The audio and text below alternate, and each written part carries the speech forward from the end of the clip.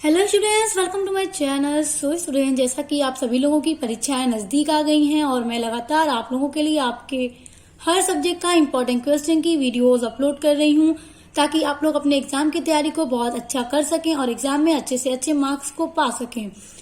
So student, देखिए आज की वीडियो में मैं लेकर आई हूँ आप लोगों के लिए आपके बीए सेकेंड सेमेस्टर समाजशास्त्र यानी सोशियोलॉजी का एक बहुत ही इम्पोर्टेंट क्वेश्चन जो कि आपकी परीक्षा में पूछा जाता है और आपसे भी पूछा जाएगा। और आज मैं आपको बताऊंगी कि एक क्वेश्चन को किस किस तरह से पूछ सकता है घुमा फिरा के, और आपको इसका आंसर भी मैं आज बताने वाली हूँ। और आज की वीडियो में ये सब पूरा हम डिटेल में पढ़ेंगे। और स्टूडेंट देखिए, अगर अभी तक आप लोगों ने अपने सभी सब्जेक्ट के इंपॉर्टेंट क्वेश्चन की वीडियोस नहीं देखी है तो आप लोग चैनल पर विजिट करके देख लीजिए, क्योंकि हर एक वीडियो बहुत इंपॉर्टेंट है। मैं वही वीडियोस वही क्वेश्चन आपको बता रही हूँ वीडियोस में, जो कि बहुत इंपॉर्टेंट है और परीक्षाओं में पूछे जाने वाले हैं। वहां से आपकी बहुत ज्यादा हेल्प हो जाएगी। तो देखिए स्टूडेंट्स, आज का जो क्वेश्चन है वो आपके बीए सेकेंड सेमेस्टर के समाजशास्त्र का एक बहुत ही इंपॉर्टेंट क्वेश्चन है। क्वेश्चन है आपका, जाति को स्पष्ट करते हुए इसकी विशेषताओं को बताइए। अथवा देखिए, अथवा करके ये क्वेश्चन किसी और तरह से पूछ सकता है। जाति की परिभाषा देते हुए इसकी प्रमुख विशेषताएं लिखिए। देखिए यहाँ पे सिर्फ कह रहा है जाति को स्पष्ट करते हुए इसकी विशेषताओं को बताइए, और इस वाले क्वेश्चन में कह रहा है जाति की परिभाषा देते हुए इसकी प्रमुख विशेषताएं लिखिए। तो देखिए यहाँ पे दोनों का आंसर आपका सेम होगा। आपके पेपर में किसी तरह से भी पूछा जा सकता है। देखिए अगर आपके पेपर में इस तरह से क्वेश्चन बन जाए सो स्टूडेंट, तो आप लोग क्या कीजिएगा कि जाति क्या है इसको आप क्या समझते हैं लिखने के बाद परिभाषा भी देना है आपको विद्वानों के द्वारा। तो देखिए यहाँ पे परिभाषा नहीं कहा जा रहा है, मगर फिर भी आपको देना पड़ेगा। इससे क्या है, आपको अच्छे मार्क्स मिलेंगे। यहाँ पे इस तरह से बस कह देता है। और देखिए यहाँ पे दे रहा है कि परिभाषा देते हुए, तो परिभाषा भी देंगे तो मार्क्स तो अच्छा मिलेगा ही। यहाँ पे तो कहा ही जा रहा है और यहाँ पे कहा ही नहीं जा रहा है, फिर भी परिभाषा देना अनिवार्य है। मैं आपसे कह रही हूँ कि परिभाषा जरूर दीजिएगा, आपको मार्क्स अच्छे मिलेंगे। तो इन दोनों तरीके से अगर प्रश्न पूछ दे तो आपका आंसर एक ही होगा। और देखिए इसका आंसर भी मैं आज आपको पूरा अच्छे से समझाकर बताने वाली हूँ। और स्टूडेंट्स, जिस तरह से मैं आपको इसका आंसर बताऊंगी आप उसी तरह से जाकर अपने एग्जाम में लिखिएगा। और ये आपके सिलेबस का भी एक टॉपिक है। देखिए, जाति शब्द अंग्रेजी कास्ट शब्द का हिंदी रूपांतर है। देखिए जो जाति शब्द है वो अंग्रेजी में कास्ट कहा जाता है, तो कास्ट का हिंदी रूपांतर है जाति। और इसी तरह आप लोग एग्जाम में पहले स्टार्ट में करके लिखिएगा कि जाति आखिर किसका हिंदी रूपांतर शब्द है और ये किस शब्द से बना है। तो देखिए, यह पुर्तगाली शब्द कास्टा से बना है जिसका अर्थ शुद्ध जाति है। देखिए यहाँ पे एक ऑब्जेक्टिव क्वेश्चन आपका बन रहा है, बहुत शॉर्ट क्वेश्चन आपका बन रहा है कि जाति शब्द किस शब्द से बना है। तो पुर्तगाली शब्द कास्टा से बना है। क्या? कास्ट बना है, जिसका क्या अर्थ है, जिसकी मीनिंग शुद्ध जाति। इस प्रकार जाति का अर्थ एक विशेष अनुवंशिक सामाजिक समूह से लगाया जाता है, जबकि भोजन और विवाह भी अपनी प्रथाओं पर आधारित है। देखिए स्टूडेंट्स, जाति क्या है, जाति देखिए जाति में क्या होता है कि भोजन और विवाह भी अपनी अपनी प्रथाओं पर आधारित होता है, क्योंकि हर जाति में अलग अलग तरह का भोजन करते हैं। कहीं पे कुछ जाति के लोग सिर्फ नॉनवेज, कुछ लोग नॉन वेजिटेरियन, कुछ लोग वेजिटेरियन होते हैं। और विवाह भी सबकी अपनी अपनी प्रथा के हिसाब से होता है, अपने अपनी जाति में अपने अपने हिसाब से रीति रिवाज से क्या लोग करते हैं, विवाह करते हैं। देखिए स्टूडेंट्स, एग्जाम में आप इस तरह से लिखिएगा कि जाति क्या होती है, किस शब्द से बनी है। इस तरह से लिखने के बाद आप कम से कम 2 विद्वानों की परिभाषा जरूर दीजिएगा। तो देखिए मैं आज आपको बता रही हूँ विद्वानों के द्वारा परिभाषा। J.H. हट्टन के अनुसार, देखिए J.H. हट्टन ने अपने अनुसार जाति पर एक परिभाषा दी है। तो देखिए इनकी परिभाषा है, जाति एक ऐसी व्यवस्था है जिसके अंतर्गत एक समाज अनेक आत्म केंद्रित एवं एक दूसरे से पृथक इकाइयों जातियों में विभाजित रहता है। देखिए स्टूडेंट्स, जो जाति है एक ऐसी व्यवस्था है जो समाज में अनेक आत्म केंद्रित एवं एक दूसरे से पृथक इकाई का मतलब, पृथक मतलब होता है अलग होना। तो देखिए एक समाज में सिर्फ एक तरह के जाति के लोग नहीं रहते हैं, एक समाज में बहुत तरह की जातियों के लोग रहते हैं और सबका अपना अपना जाति के हिसाब से रीति रिवाज प्रथाएं होती हैं। अपने हिसाब से वो लोग अपने ही कास्ट के अंदर लोग शादी भी करते हैं। और स्टूडेंट देखिए, जब आप फर्स्ट सेमेस्टर में थे तो आपको सोशियोलॉजी में आपकी एक यूनिट थी सामाजिक अस्तित्व। एक यूनिट के अंदर एक टॉपिक था, तो मैंने आपको जब उसको पढ़ाया था, सामाजिक अस्तित्व जब मैंने आपको पढ़ाया था, तब मैंने आपको बताया था कि अस्तित्व का मतलब यही होता है कि एक समाज में बहुत एक तरह की जाति तो होती नहीं है, उच्च जाति नीच जाति होती है। तो उससे क्या है कि समाज ऊंच नीच की भावना रहती है और सभी जातियों का अपने अपने हिसाब से रहन सहन होता है। तो देखिए, कहने का मतलब यही है कि जाति एक ऐसी व्यवस्था है जो समाज में एक दूसरे को पूर्णतः अलग इकाइयों में बांटती है। यानी कोई ब्राह्मण है, कोई शूद्र है, इसी तरह से अलग अलग जितनी भी जातियां हैं वो अलग अलग लोगों को विभाजित करती हैं। जिससे क्या है कि कोई ऊंची जाति का है, कोई नीची जाति का है, इससे क्या है पृथक हो रहे हैं, अलग हो रहे हैं। इन इकाइयों के बीच पारस्परिक संबंध ऊंच नीच के आधार पर सांस्कारिक रूप से निर्धारित होते हैं। तो देखिए, इन इकाइयों के बीच का मतलब ये कि अब जब एक समाज में हर तरह के लोग रहते हैं, हर तरह की जाति के लोग रहते हैं, कोई ऊंची जाति का है, कोई नीची जाति का है, तो इससे क्या है उनके बीच ऊंच नीच की भावना रहती है। जो ऊंचे हैं नीचे को नीचा दिखाते हैं, उनको कुछ समझते नहीं है। तो इस तरह की भावना मतलब इस तरह का हमारे समाज में देखने को मिलता है। देखिए, दूसरी परिभाषा है प्रोफेसर हर्बर्ट रिजले के अनुसार। तो देखिए, प्रोफेसर हर्बर्ट रिजले महोदय का मत है। मत का मतलब यही कि उनकी परिभाषा है। उनका कहना है कि यह परिवारों के समूह का एक संकलन है जिसका एक सामान्य नाम है, जो एक काल्पनिक पुरुष या देवता से उत्पत्ति और एक ही पारस्परिक व्यवसाय को अपनाने का दावा करती तथा उन लोगों की दृष्टि में समरूप समाज का निर्माण करती है जो अपने मत देने योग्य हैं। तो देखिए स्टूडेंट्स, जब आपसे एग्जाम में पूछा जाए जाति क्या है, जाति को परिभाषित कीजिए, जाति को स्पष्ट करते हुए इसकी विशेषता लिखिए, तो सबसे पहले मैंने आपको बताया जाति क्या है, ये किस शब्द से बना है, कहाँ के शब्द से बना है। तो पुर्तगाली भाषा के कास्टा से बना है, कास्ट, और कास्ट का हिंदी रूपांतरण है जाति। तो आप लोगों को पहले लिखने के बाद मतलब कि विद्वानों के द्वारा दी गई कम से कम 2 तो डेफिनेशन दे ही दीजिएगा। तो देखिए, मैंने आपको 2 डेफिनेशन बता दी जो काफी सिंपल है, आप इनको लर्न कर लीजिएगा और एग्जाम में लिखिएगा इसी तरह से आप लोग। और स्टूडेंट देखिए, दुनिया में जितने भी समाज हैं हर जगह, अलग अलग देशों में हर जगह पे, तो हर समाज में एक नहीं अनेकों तरह की जातियों के लोग देखने को मिलते हैं। उसके बाद देखिए जाति प्रथा की विशेषताएं। देखिए, ये बहुत इंपॉर्टेंट है। जाति प्रथा की विशेषताएं क्या है? तो देखिए, जाति प्रथा की जो विशेषताएं है ना, उनको 2 भागों में बांटा जाता है। यानी जो इसकी विशेषताएं हैं 2 भागों में बांटी जाती हैं। एक तो विद्वानों के द्वारा दी गई विशेषताएं और दूसरी है जाति की सामान्य विशेषताएं।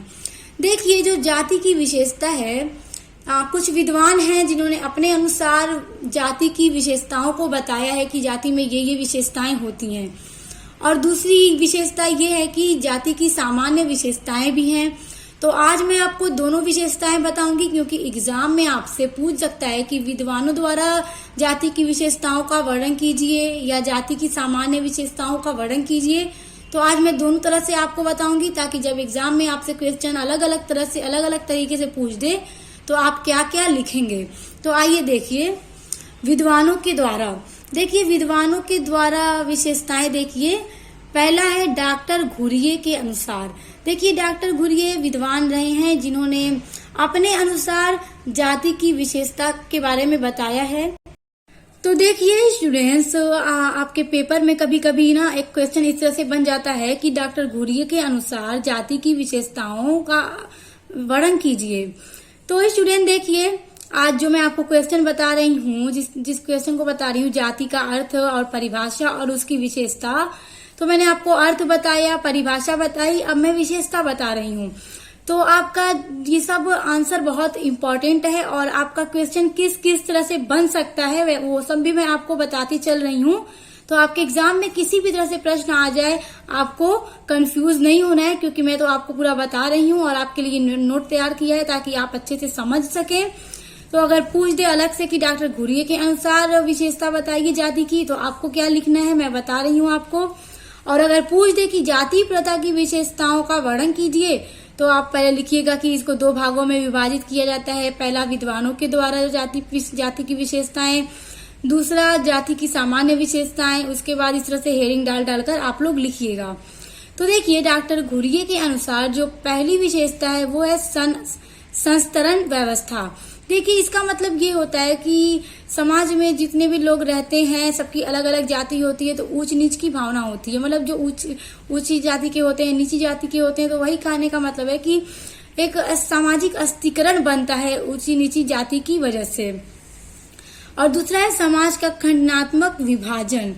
देखिए समाज का खंडनात्मक विभाजन का मतलब कि समाज में एक इस तरह से भी विभाजन होता है, गोरे काले, इस तरह से अमीर गरीब, इस तरह से भी समाज का विभाजन होता है। इस तरह से भी सामाजिक अस्तिकरण बन जाता है। उसके बाद देखिए तीसरी विशेषता है नागरिक धार्मिक नियोग्यताओं और विशेषाधिकार। देखिए समाज में जो ऊंची जाति के लोग हैं उनकी योग्यता और उनके अधिकार भी ज्यादा होते हैं। देखिए डॉक्टर घुरिये के अनुसार चौथी जाति की विशेषता है कि सामाजिक एवं भोजन संबंधी प्रतिबंध। देखिए सामाजिक एवं भोजन संबंधी प्रतिबंध का मतलब इस पर भी रोक होता है। जैसे कि कुछ जाति के लोग गोश्त में मांस मछली नहीं खाते हैं, अंडा नहीं खाते हैं, सिर्फ क्या खाते हैं, साग सब्जी खाते हैं, हरी सब्जियां खाते हैं। और कुछ जाति के लोग क्या हैं कि मांस मछली अंडे ये सब भी खाते हैं। तो इसका मतलब कि जाति के हिसाब से भोजन पर भी प्रतिबंध लगा होता है। उसके बाद देखिए पांचवा है वैवाहिक संबंधी प्रतिबंध। वैवाहिक का मतलब कि एक जाति के लोग अपनी जाति के अंदर विवाह करते हैं, जाति के बाहर विवाह नहीं करते हैं। तो इस पर भी क्या है, प्रतिबंध लगा होता है, रोक लगी होती है। ये सब डॉक्टर घुरिये के अनुसार जाति की विशेषताएं हैं।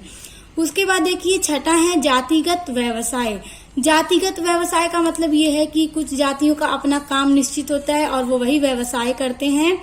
जैसे देखिए कुम्हार का काम है मिट्टी के बर्तन बनाना, घड़े बनाना, तो वो वही काम करते हैं। बढ़ई का काम है लकड़ी का काम करना, तो वो वही काम करते हैं। तो उसी तरह जो जिस जाति का होता है, जिनका जो काम होता है, उस तरह का वो व्यवसाय करते हैं।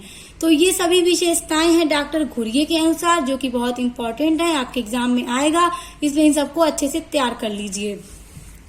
उसके बाद देखिए दूसरा है एनके दत्ता के अनुसार। ये भी विद्वान हैं, इन्होंने देखिए अपने अनुसार इन्होंने भी किया है जाति की विशेषताओं के बारे में बताया है। तो देखिए इनका भी आपसे अलग से प्रश्न पूछा जा सकता है कि एनके दत्ता के अनुसार जाति की विशेषताओं का वर्णन कीजिए।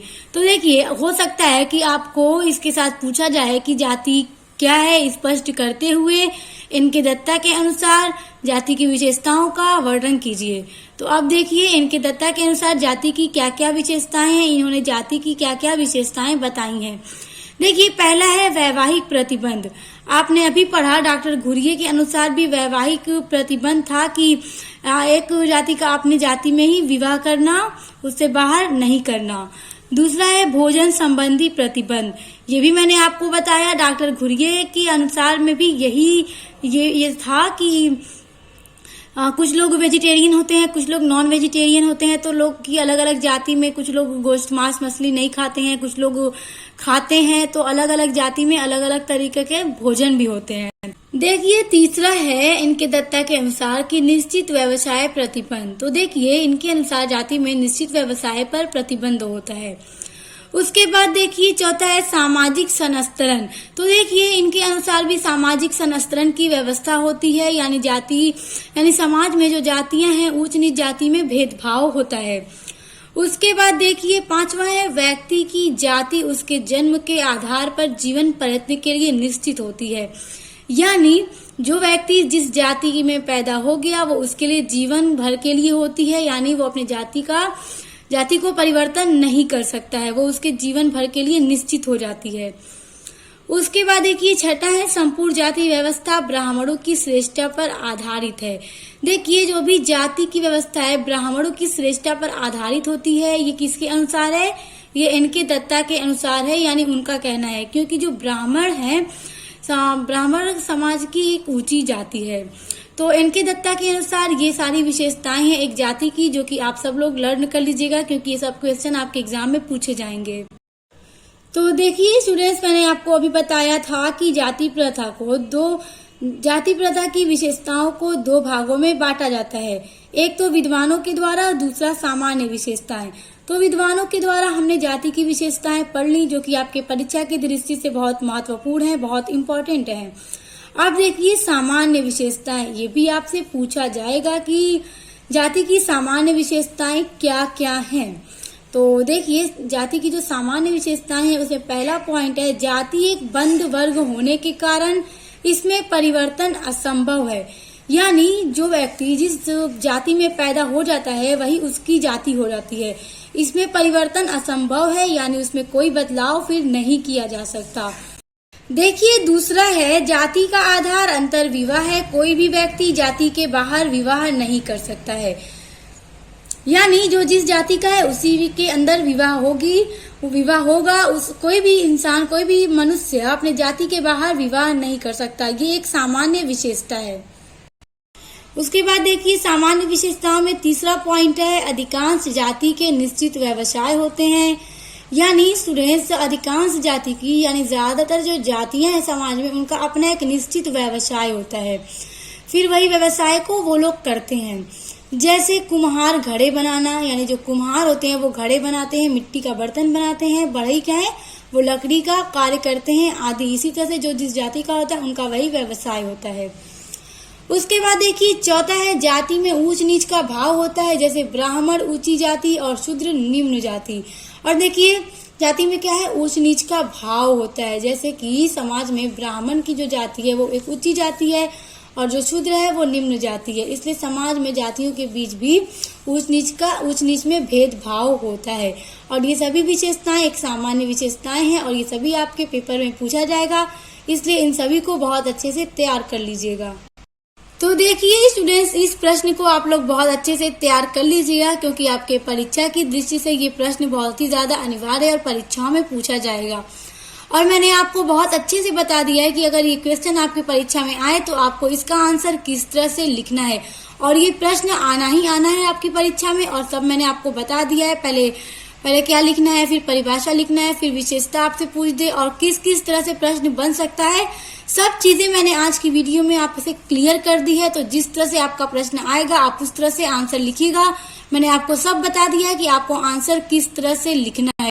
तो इसी तरह के इंपॉर्टेंट क्वेश्चन आंसर के लिए चैनल को सब्सक्राइब करके बेल आइकन को प्रेस कर लीजिए। तो अब मिलते हैं नेक्स्ट वीडियो के साथ।